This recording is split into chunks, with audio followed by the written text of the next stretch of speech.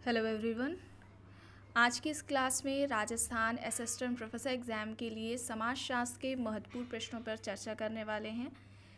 ये Rajasthan specially assistant professor के exam के लिए टेस्ट सीरीज़ चलाई गई है 500 क्वेश्चंस की। इनसे पहले जो क्लासेस हुई हैं उनका folder Rajasthan assistant professor exam के नाम से बना दिया गया है, जो कि आपको चैनल के प्लेलिस्ट में मिल जाएगा। आप में से जितने भी लोग इस वीडियो को पहली बार देख रहे हैं वे सभी प्लेलिस्ट चेक कर उन क्लासेस को देख सकते हैं। क्लासेस स्टार्ट होने से पहले आप सभी इस वीडियो को ज़्यादा से ज़्यादा लोगों के साथ शेयर ज़रूर कर दीजिएगा। अगर आप नेट, JRF, PGT, GIC या फिर असिस्टेंट प्रोफेसर एग्ज़ाम की तैयारी कर रहे हैं सोशियोलॉजी से, तो इस चैनल के साथ जुड़कर आप यहाँ से अपने स्टडी को कंप्लीट कर सकते हैं। प्लेलिस्ट में उन सभी वीडियोज़ के फोल्डर्स मिल जाएंगे, आप वहाँ उन वीडियोज़ को देख सकते हैं। बस कुछ ही देर में क्लास स्टार्ट होने वाली है। आप सभी इस वीडियो को ज़्यादा से ज़्यादा लोगों के साथ शेयर ज़रूर कर दीजिएगा। एंड एक इन्फॉर्मेशन है, Bihar state and Bihar PGT exam की जो सोशियोलॉजी की क्लासेस है उनको लेकर के, जैसा कि आपको पहले भी क्लासेस में बताया गया है कि ये मेंबरशिप की क्लासेस रहने वाली हैं Bihar state and Bihar PGT exam के लिए। मेंबरशिप की क्लासेस है। इन क्लासेस को करने के लिए आपको मेंबरशिप ज्वाइन करनी पड़ेगी। इन क्लासेस में आपको 1000 महत्वपूर्ण प्रश्न कराए जाएंगे और उनसे संबंधित जो महत्वपूर्ण तथ्य हैं, इंपॉर्टेंट फैक्ट्स हैं, वो भी प्रोवाइड कराए जाएंगे। इसके लिए आपको जो PDF है वो दे दी जाएगी। व्हाट्सएप नंबर एक दे दिया जाएगा, उसी पर सारी जो PDF हैं वो दे दी जाएंगी। याद रखिएगा, ये रिकॉर्डेड क्लास रहने वाली है। क्लासेस शुरू हो चुकी हैं 1 मई से एंड इस मेंबरशिप की जो वैलिडिटी है वो 1 महीने रहने वाली है। मेंबरशिप ज्वाइन करने के लिए आपको जो फ़ी है, जो पेमेंट करनी पड़ेगी, वो 599 रखी गई है, 599 रुपये रखी गई है। अब ये कैसे ज्वाइन करेंगे मेंबरशिप?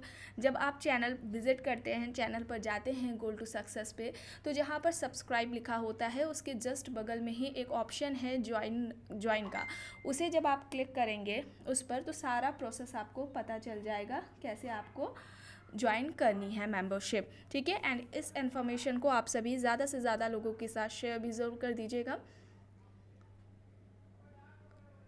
क्लासेस शुरू हो चुकी हैं 1 मई से।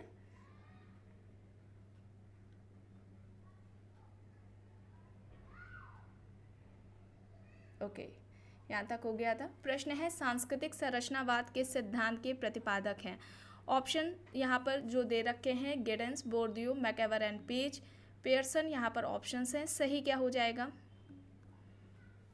सांस्कृतिक संरचनावाद के सिद्धांत इनमें से किसके द्वारा दिया गया है?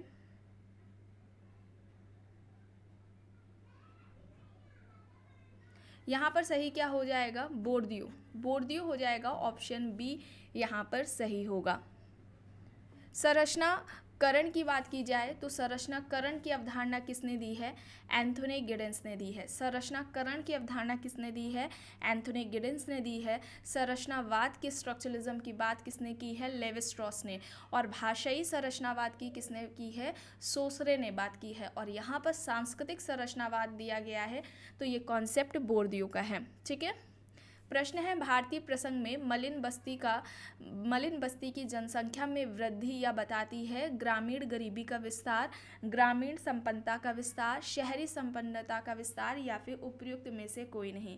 सही क्या हो जाएगा? भारतीय प्रसंग में मलिन बस्ती की जनसंख्या में वृद्धि इनमें से किसके बारे में बता रही है? ग्रामीण गरीबी का विस्तार। ऑप्शन ए यहाँ पर सही हो जाएगा। प्रश्न है, अभिव्यक्ति और भाषा को निम्न में से किसने विश्लेषण का आधार स्वीकार किया? हेबरमास, एल्थ्यूजर, ग्रामसी, फूको। अभिव्यक्ति और भाषा को निम्न में से किसने विश्लेषण का आधार स्वीकार किया है? यहाँ पर सही क्या हो जाएगा? हेबरमास हो जाएगा। हेबरमास, ऑप्शन ए यहाँ पर सही हो जाएगा। ठीक है, हेबरमास यहाँ पर राइट आंसर हो जाएगा। प्रश्न है, एम एल दुर्खाइम ने अपने कार्य division of labour in society में कबीले आधारित समाजों की व्याख्या निम्न के माध्यम से की है? यांत्रिक एकजुटता, विसंगति, जैविक एकजुटता या फिर प्रतीकात्मक अंतरक्रिया। सही यहाँ पर क्या हो जाएगा?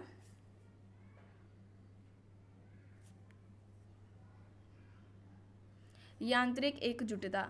ऑप्शन ए यहाँ पर सही हो जाएगा। ठीक है, इमाइल दुर्खाइम फ्रांसीसी समाजशास्त्री थे और इन्हें आधुनिक समाजशास्त्र के संस्थापकों में से एक माना जाता है, ये भी आप याद रखेंगे। एकता के आधार पर समाज के दो प्रकार बताए थे, यांत्रिक समाज और साविवीय समाज। प्रश्न है, निम्न में से किसने सामाजिक व्यवस्था से संबंधित संस्थाओं का वर्गीकरण किया? Max weber, देरिडा, Parsons, Auguste Comte. सामाजिक व्यवस्था से संबंधित संस्थाओं का वर्गीकरण इनमें से किसने किया है? यहाँ पर सही क्या हो जाएगा?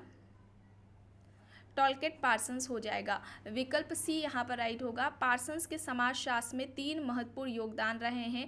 एक सोशल सिस्टम पर रहा है, दूसरा फंक्शनलिज्म पर रहा है और तीसरा सोशल एक्शन पे। ठीक है, social system, functionalism and social action, ये 3 महत्वपूर्ण जो योगदान है वो पार्सन्स के समाजशास्त्र में रहे हैं। इसके अलावा प्रतिमान चर की अवधारणा भी पार्सन्स के द्वारा दी गई है। प्रश्न है, समाज को 4 प्रकार से ये जो वर्गीकरण है इनमें से किसके द्वारा किया गया है? सरल समाज, बहुखंडीय सरल समाज, साधारण मिश्रित बहुखंडीय समाज और दोहरे मिश्रित बहुखंडीय समाज। दुर्खीम, स्पेंसर, मॉर्गन, लिप्ले यहाँ पर ऑप्शंस दिए गए हैं। सही क्या हो जाएगा? समाज का इस तरीके से 4 प्रकार से वर्गीकरण इनमें से किसके द्वारा किया गया है? Email Durkheim. ऑप्शन ए हो जाएगा यहाँ पर राइट। दुर्खीम के कॉन्सेप्ट्स की बात की जाए तो एक अवधारणा जो इनकी सर्वप्रमुख है, सामाजिक श्रम विभाजन का सिद्धांत है। ठीक है, सबसे पहले श्रम विभाजन की बात किसने की थी? एडम स्मिथ ने की थी। लेकिन अगर सामाजिक श्रम विभाजन की बात आती है तो दुर्खीम ने सबसे पहले बात की, इनका ये सिद्धांत रहा है। इसके अलावा सामूहिक प्रतिनिधान या सामूहिक प्रतिनिधित्व की अवधारणा भी दी है। यांत्रिक एकता और साविवीय एकता की बात भी की है। एकता के आधार पर समाज के 2 प्रकार भी बताते हैं, यांत्रिक समाज और साविवीय समाज। इसके अलावा धर्म की उत्पत्ति का सामाजिक सिद्धांत भी दिया है।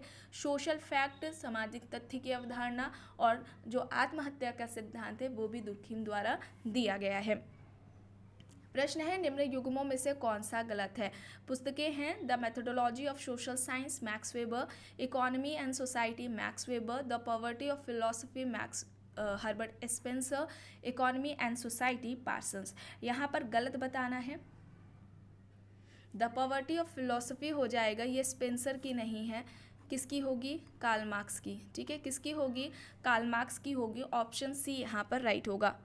प्रश्न है, sociological theory and modern society पुस्तक से संबंधित है? Max Weber, Karl Marx, Durkheim, Parsons. Sociological theory and modern society किसकी पुस्तक है ये? टॉलकेट पार्सन्स की। पार्सन्स की है, विकल्प डी यहाँ पर सही होगा। प्रश्न है, किसने समाज के उद्विकास की 3 अवस्था आदिम समाज, जंगली समाज और औद्योगिक समाज बताए? Sumner, Spencer, Durkheim, Karl Marx यहाँ पर विकल्प दिए गए हैं। सही यहाँ पर हो जाएगा हर्बर्ट स्पेंसर। हर्बर्ट स्पेंसर जो कि सामाजिक उद्विकासवादी और सामाजिक डार्विनवादी कहलाते हैं, इन्होंने सामाजिक उद्विकास का सिद्धांत दिया था और सबसे पहले सामाजिक संरचना अवधारणा का प्रयोग किया था। प्रश्न है, निम्न में से कौन सा युग्म सही है? आशीर्षीय समाज एवांस प्रचार, द्वितीयक संस्था किंग्सले डेविस, प्राथमिक समाजीकरण कूले, शीर्षीय समाज समनर। सही बताना है यहाँ पर।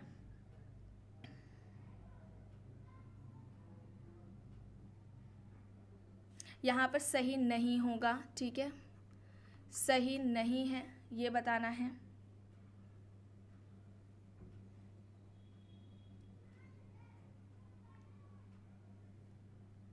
क्या हो जाएगा यहाँ पर?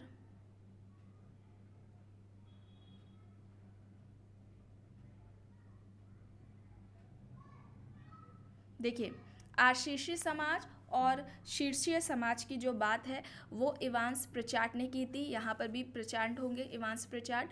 और प्राथमिक समाजीकरण की बात की जाए तो ये पार्सन्स की थी। किसकी थी अवधारणा? पार्सन्स की थी प्राथमिक समाजीकरण की। द्वितीयक संस्था की भी अवधारणा किसने दी है?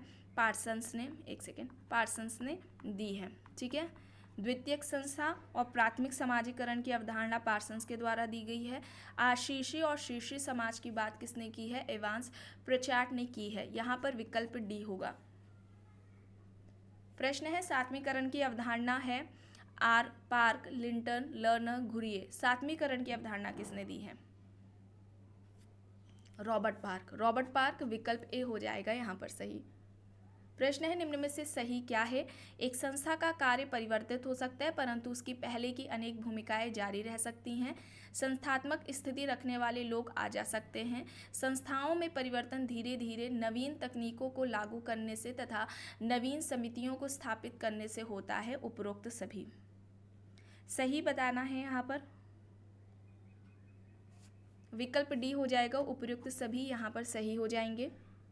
प्रश्न है औपचारिक संबंध निम्न में से किन समूहों का लक्षण है। प्राथमिक समूह, द्वितीयक समूह, स्थानीय समूह या फिर स्थायी समूह। औपचारिक संबंध इनमें से किस में देखने को मिलेंगे। द्वितीयक समूह में।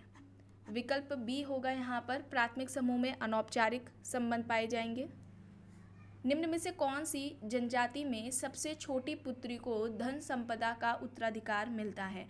टोडा जनजाति, खासी जनजाति, भील जनजाति या फिर इनमें से कोई नहीं। खासी जनजाति होगा। विकल्प बी यहाँ पर सही होगा। प्रश्न है पुस्तक से संबंधित द इंडियन मिडिल क्लास किसकी है। S C. Dube, M N. Srinivas, B B. Mishra, R K. Merton. The Indian middle class किसकी हो जाएगी। बी.बी. मिश्र की। विकल्प सी यहाँ पर राइट होगा। प्रश्न है द ट्राइब इन ट्रांजिशन किसकी पुस्तक है। घुरिये, वेरियर एल्विन, गुहा, मजूमदार।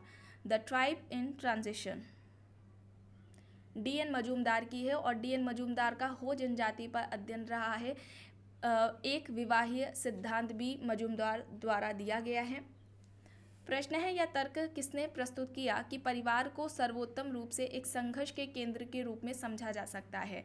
क्लोवॉट, हॉटमैन, गोरे, कपाड़िया यहाँ पर ऑप्शंस दिए गए हैं।